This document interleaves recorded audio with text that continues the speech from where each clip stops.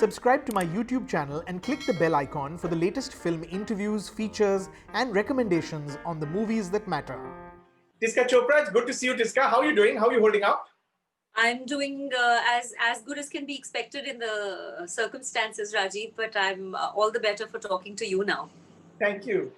Tisca, you've directed your first short film. It's called Rubaru, and it's going to drop soon. I had a chance to watch it. I thought it was very interesting. What I thought was especially interesting was the theme that you've chosen. You know, it's about it questions what it takes to be a true artist in this world. It also questions how to stay relevant when you're an actor, when you're an artist, which is very tricky when you are, in fact, in the world of films and in the world of entertainment. What triggered this idea? Why did this become the story that you wanted to tell? You use the word trigger, and I think the artist in the film is an actress who's kind of losing her relevance, and she needs a trigger, and she uses something to trigger her life, and that thing that she uses is to basically drown out the sounds of the fact that she's a well-known actor. There are people clamoring after her, and yet there is inner doubt that is surfacing because of certain things that are happening in her life. And so as an actor, you have to learn to drown sounds of both criticism and praise. You have to keep your true north very correctly positioned for yourself, and I think that is a very important thing for everybody, but more so for actors, because they hear so much. People will criticize your nose or your skin or something very personal. They can you are the product and you are the person selling it as well. So in that sense, it's very dichotomous, and I found that an area which interested me enormously as an actor. You know, you play, I'm going to give away a little bit without trying to give away all of it. You play an actor whose best years may be behind her. She's acting in a play. She's a movie star, but she's acting in a play to convince the audience and possibly herself that she's still got it. It's about what's going on in her headspace. It's about her confidence or the lack of it, the way that she's perceived. You know, these are really interesting ideas. And being an actor yourself, Tisca, did it cut too close to the bone? The fact that something cuts close to the bone is something that's always interested me. Even Chutney, because I found that a lot of industries, film businesses in the world, uh, put a lot of stock by good looks and youth, but particularly Bollywood, particularly the Hindi film industry does that a lot. And you start hearing these sounds of "Are mummy ka role hai, are bhabhi ka role hai," and so on and so forth. So stock types. Yeah. And for me, Chutney was that film where I said, okay, she's neither young nor beautiful, nor does she have a kid to give her sort of a social positioning in a sense as the pride of a mother, and her husband's having an affair. So that cut close to the bone, because we were addressing not looking good, not sounding good, not having finesse. Then what does she negotiate her life with? So I'm very interested in characters. Radha Malhotra in Rubaru is somebody who's also trying to negotiate a business that is where she might be out of a job. But more than just a job, I think she's also trying to find out that what is it in me? Do I have it? Am I an artist? What defines that? And am I capable? Because that's questioned for her. So she tries to find an answer to that, and rather extreme her methods, but yeah. You know, it goes to some pretty dark places. There is a reference to the actress going under the knife. There is a reference to, there is a jibe that she used to be a star, and she was a star, but she was never really an actress. I mean, these are dark places. And I'm guessing that anyone who's been in the spotlight and who's been an actor has seen this either at very close quarters or seen it play out at least in front of them. Was this also your way of confronting these things? Because, these prejudices and these stereotypes are, actors have to face these very frequently. And to be fair, and sadly, more female actors than actors even. Two or three things, all at the same time on many levels. So for me, I think we've taken the camera and put it behind the stage. So you see what goes into a performance. Yeah. So we've swiveled the stage around and taken you backstage to see the inner workings of an actor's life. What pain goes into performance.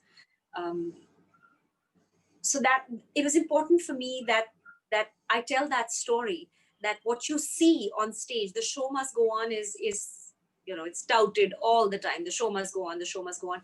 But what it takes to make the show go on, that is something which we know, and I've done an enormous number of plays, and I know what the atmosphere of theater is. And the moment when the penny really drops for you, when that mic in the green room goes on and tells you the audience has actually filled into the theater, and now there's a point of no return. Now you've committed to it and you have to do the performance. You can have a bad throat, you can have had a breakup, your child could be unwell, or your film could be flopping, but there it is. You have to perform tonight, and you have to perform it in full glory. And for me, what is interesting is that sometimes whatever you're going through, and the theater greats who I've worked with, whether it's like a Nasir or a Baman, they all sort of talk about the fact that you take whatever's happening in your life and you use it on stage. You use that. So for me, the idea was that make a film out of that. Take whatever's happening in your life, and other people's, of course, and say, wait a moment, you're saying that I'm too old, is it? Ah, okay, well, okay, let's see what we can make with that. So it was kind of a mishmash of all of that. Right. The other thing I noticed and I observed, and I thought it's quite remarkable, and it's the second time, because I think you did it in Chutney as well, is that whole lack of vanity. You don't care, and it's essential for this kind of part. Of course, she's a movie star, but we see her at her most vulnerable. We see her at her weakest. And I don't want to give away, but there is that short way of staring into the camera, which is incredible, because it's really a moment of of truth, if you like. How does one get to that point, Tisca, in a business which, like you rightly said, is so much about youth and beauty and appearance, and so little of the job of acting today has become about acting, right? It's about how many Instagram followers you have, and how many people you can influence, and how I don't know how many products can you how many cosmetics can you sell on shelves. In that kind of space, does it become tricky to take a job where you do have to in fact put the vanity on the side, and say, I'm going to commit to this completely? Because not a lot of actresses do, or actually I should say not a lot of actors do. um well, don't get me wrong, I have my moments of vanity, and my vanity is saved for like the red carpet, or when I'm stepping out and all of that. So I'm extremely vain when it comes to that. I spend time, and there's a bunch of people putting me together to make me look my best. But when it comes to acting, I really, really don't feel the need to. I'm constantly taking things away. Even when makeup people come and put makeup on, I'm like taking it off. I want my hair to be untidy. I want to be subsumed by the character, and I think that gives me. If I were to weigh the two, does just looking good matter more to me, or having a moment of truth in my life in performance? What is more important? Then I would choose the moment of truth in performance. That I think is the most is more valuable to me. I'm not judging anyone for who looks are more important. I've always tried to be as real as possible in performance. What was most exciting and challenging about the first directing job? I mean, I know you've produced, you've written, but what was? I mean, did you have nerves going into it? Uh, no, actually, I was quite surprised. It was like I was always meant to do it. I know it sounds very strange, but I like the first day when I got on stage, I was directing the audience, the crowd, for their reactions, and the way I was sort of kind of telling them, do this, do it like this, and then I was telling the cameraman, can we get in closer? I want a little light dimming. I want this one. That. I felt that how true love might feel. Wow. I felt so. Uh, I mean, there was energy coursing through my body. I felt alive and awake and charged, and I was rushing and I was doing the art director's work because I was like, no, no, no, no, I don't want it like this, and I was doing this one's work, and I was saying, no, no, no, no, no, no, no, no, no, all of this. So yes, I had a ball. I mean, I had the time of my life, and I know that I'm going to do this a lot more in my life. You shot the film in February, I think. You completed it in That's February. And then you completed the post production during the pandemic, during lockdown, in bits and pieces, yeah? So we finished shooting in February. We just about got our footage back. We started to have a look at everything, line it up, and then the lockdown was announced. And I was like, okay. And then we took a break for 6 months. And it worked. Strangely, it worked in a peculiar way because it gave me perspective. And I put everything aside and didn't have a look at it at all. And I wrote another script and I did other work. I took some online classes and I just freed myself up from the film because there was no way that you could manage to. And the first 3 or 4 months, I think everyone was dealing with the pandemic. My editor was not available. Somebody else was too scared. I couldn't meet them. And then as we started regrouping, everyone was kind of excited to come back together and say, hey, let's see what we did and how it's shaped up and what we can do with it. And a couple of people then slipped through the nets because, they'd taken on other work or they'd gone to their hometown. So we kind of found a mishmash of people and regrouped again. And and then it was kind of strangely scary to go with a mask into prime focus and do my coloring and all of that. And I'm sitting there with the colorist, and you get excited when you see a particular piece of footage and you're like looking at it and saying, and then your mask is off, and then suddenly you realize, oh my god, there's a pandemic raging outside, what the hell are we doing? But then you're so caught up in the moment, and fortunately, knock on wood, we were okay and nothing happened to anyone. So yeah. Tisca, what itch did this scratch? I mean, making this short film, what did it do for you? Why was it essential that you do this? Now that you're on the other side of it, you've actually finished it. What vacuum did it fill, if you like? I don't think it filled a vacuum as such. I think that I'm easily bored. So I feel that at some point I want to stretch a bit more, and then a bit more, and then a little bit more, and then a bit more. And I've always been like that. I don't like becoming too comfortable in things because then I think I start getting bored. So I'd written and produced Chutney and then Churi as well, but not directed those two. Acted in them both. And then this was like an enterprise where I thought, it's a lot of stuff to do, but let me see if I can.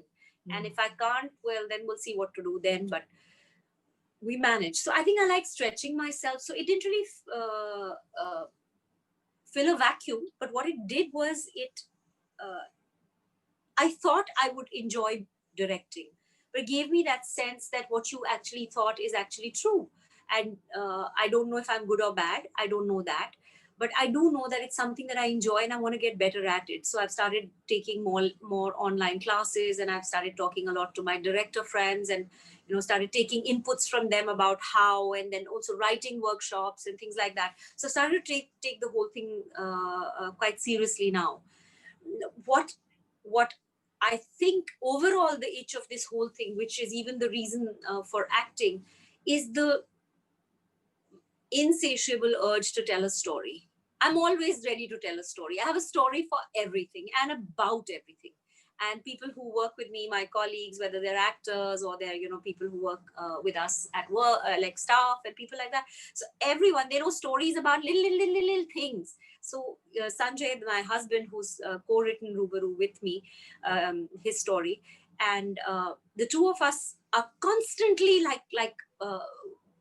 jamming with each other on stories. It's like a table tennis match that's on in our house. And my daughter, who's 8, has also written 2 stories now. Wow. So it's a lot of stories going on there. Finally, Tisca, what is this? I know that you're on set today. You're shooting. what has this whole pandemic and this whole period, a lot of it in isolation, sort of, you know, in what way has that changed you as an artist, if it has? I mean, has it made you value the privilege of being an actor? I mean, how has this had some sort of impact on what you do? That's a short question, but it has a long answer. Sure. So I think for the first time in our lifetimes and in the lifetimes of our parents, we were brought face to face with our mortality. It in the initial months of the pandemic, right now Corona is not that scary. COVID is not the Yamdut on a big black bull anymore for us. It's a grave sickness, but it's not something that's so scary as it was when things started out. So for me, initially it was coming face to face with your mortality, and you're kind of thinking, what if these were my last couple of weeks on earth? Then what is it that I enjoy spending my life on, spending my time on? And I found quite a few answers. I love writing, and I think that's something that I'm going to I like relish the sparring with my co-writers, and I relish the process of creating a script. That's one of my joys. The other thing that I really, really want to spend time on is spending time with family and my daughter, who's growing up, and telling her stories and sharing stories with her and from her perspective. So that's also something that we're doing. We're creating something for children. And the other thing that I really, really enjoy, like yesterday was my first day on a film set. I've shot bits and pieces of things, but yesterday was my first day on a film set, proper big shoot. And the smell of a film set, the combined smell of creativity and sweat, and nowadays with a bit of sanitizer and everything thrown in, 150 people bunged together, kind of makes for a kind of a adrenaline rush, which you crave. And I didn't know I craved it so much till when I walked onto set yesterday. I'm at Filmistan, and I was like, I love the smell. I love this place. I love the studios. I love these people. And I was like looking adoringly at the light guys on the, planks and the camera attendants and everyone. And I was like, these are my people. This is my tribe. This is my life. And I love it. And I haven't had it for like 8 months. So I was like a bit of a addict who got her first fix. And I was like, I love this. So, well, enjoy your time on set, but stay healthy, stay safe. It's a wonderful film. It drops on the 28th of November. I'm looking forward to seeing lots more. These are the first steps towards an exciting new innings. Can't wait to see what you do with the feature. Tisca, congratulations, well done, and looking forward to lots more. Thank you so much. Thank you, Rajeev. Means so much coming from you. Thank you. Lots of love, and please stay safe. Thank you. You too. Thank you so much.